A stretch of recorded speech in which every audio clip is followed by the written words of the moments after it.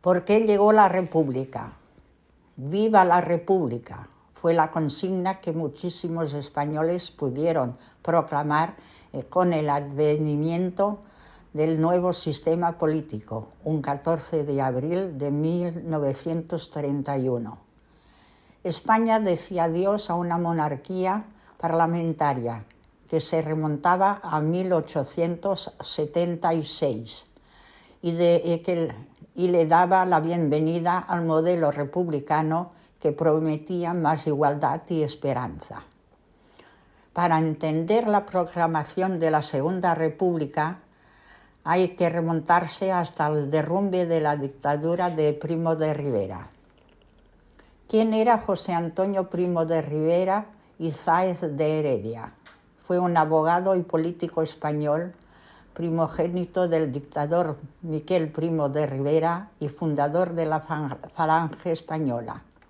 Formación con aspiraciones a convertirse en la representación del fascismo en España.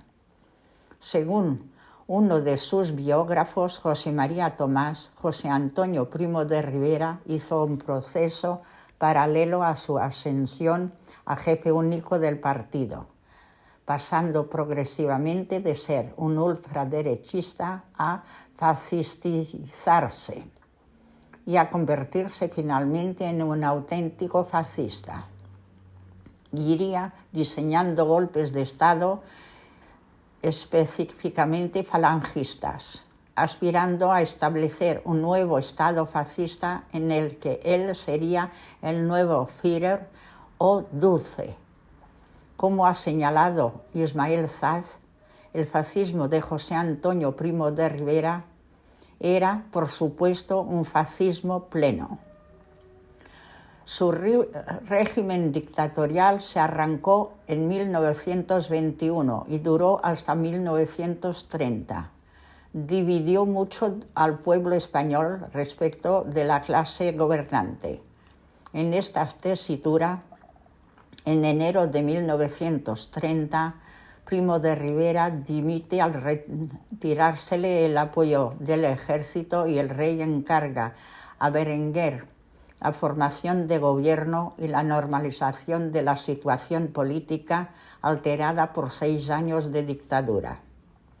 Alfonso XIII intenta devolver al país a un sistema democrático.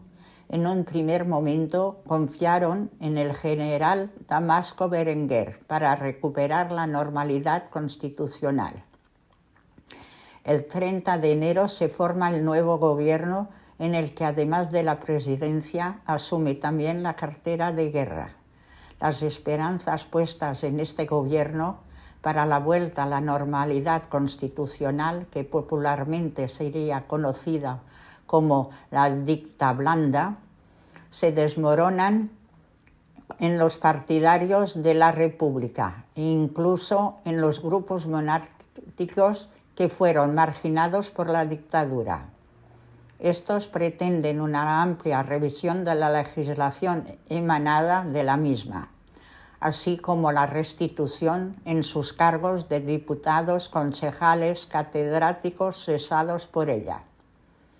Con objeto de tranquilizar los ánimos, Berenguer afirma que el nuevo gobierno quiere la pacificación del país y la vuelta a la normalidad constitucional, prometiendo, entre otras cosas, la convocatoria de elecciones generales, a lo que se oponen los partidos tradicionales, desarbolando tras el paréntesis dictatorial.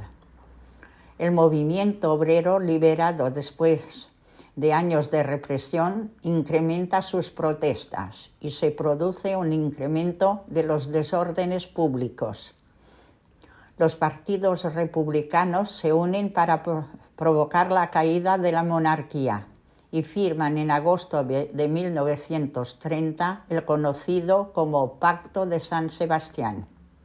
Y en diciembre del mismo año, un levantamiento militar intenta establecer la República en Jaca, siendo fusilados sus dirigentes, los capitanes Galán y García Hernández, tras fracasar la intentona. A la vista de tantas dificultades, Berenguer convoca elecciones generales para el mes de marzo de 1931, pero los representantes políticos contestaron que jamás participarían en estos comicios, pidiendo la abstención.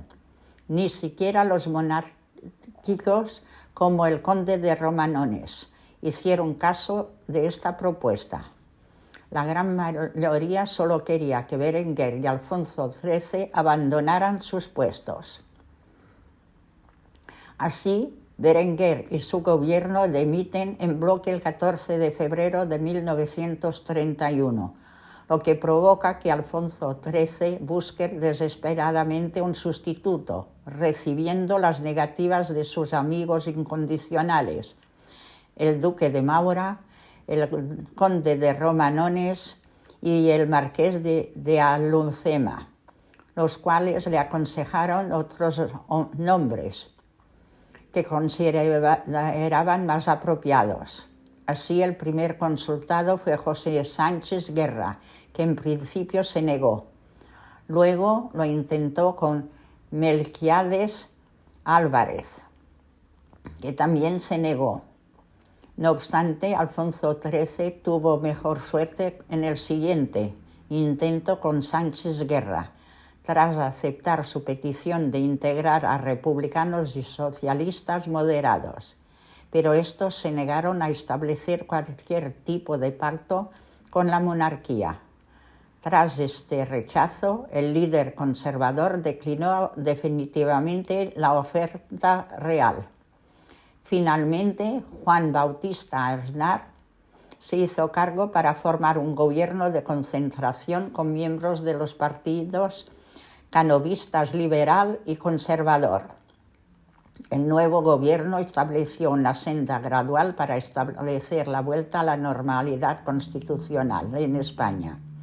El 12 de abril se celebrarían elecciones municipales.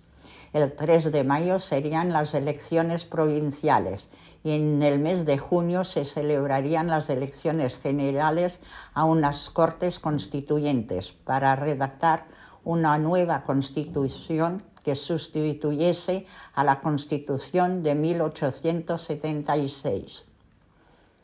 El 12 de abril fue el momento clave para la llegada de los republicanos, a pesar de que en estos comicios los partidarios de la monarquía obtuvieron 22.150 concejales en comparación a los 5.875 obtenidos por los republicanos. Estos últimos ganaron en 41 capitales de provincia. Esto resaltaba que la monarquía estaba totalmente desacreditada. No obstante, la monarquía no se resistió siquiera a la primera prueba electoral y cayó ante la victoria republicana en las principales ciudades españolas. Se ha dicho que fue así porque en ellas no se podía dar el caciquismo electoral que controlaba las zonas rurales. Es sabido que las elecciones municipales de 1931 condujeron a la proclamación de la Segunda República el 14 de abril de 1931. Por esta razón, Aznar convocó un Consejo de Ministros de urgencia. El gobierno se planteó reprimir la voluntad popular, pero apenas encontró apoyos entre las capitanías generales. Ante esta situación, la noche del 14 de abril, Alfonso XIII decidió salir al exilio en París. Tras conocerse la marcha del monarca, las diferentes autoridades comenzaron a proclamar la Segunda República. Cabe recordar que Eibar, Guipúzcoa, Sahagún, León, Jaca en Huesca fueron los primeros municipios en celebrar la llegada de la República, adelantándose un día, el día 13 de abril. En el resto de las ciudades la gente comenzó a tomar las calles para celebrar la conquista del nuevo sistema. Numerosos testimonios relatan cómo personas de diferentes estratos, jornaleros, obreros, artesanos, intelectuales, estudiantes, se congregaron en las principales enclaves urbanos para celebrar la llegada de la Segunda República. Después, Niceto Alcalá Zamora lideró un gobierno provisional para poner en marcha el nuevo sistema. El 28 de junio del 31 se convocaron elecciones constituyentes. Meses después, el 9 de diciembre, se aprobó la nueva Constitución. El texto supuso un gran avance al introducir una gran gama de derechos y libertades, así como el sufragio universal. Para hoy, doy esto por terminado. Hasta la próxima semana, que habrá un nuevo capítulo. Gracias.